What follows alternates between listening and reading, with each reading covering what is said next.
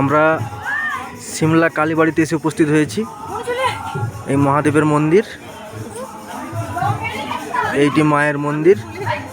ভিতরে গর্ভগৃহে মায়ের সন্ধ্যারতি চলছে। আমরা এক্ষুনি সন্ধ্যারতি দর্শন করে এলাম, কিন্তু আপনাদের দেখানো গেল না।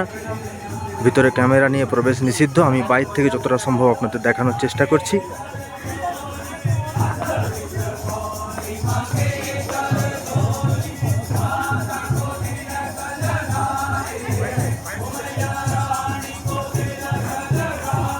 এই হিমালয়ের কোলে সন্ধ্যায় মায়ের মন্দিরে এসে মন একটা অন্যরকম অনুভূতি পেল। এবার আপনারা দেখুন, ভিউটা দেখুন। দূরে জোনাকির মতো আপনারা দেখতে পাচ্ছেন সিমলা শহরের আলো।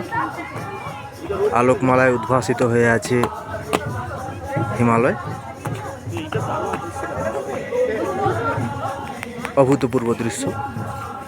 ওই দূর পাহাড়ের উপরে হনুমানজিউর মন্দির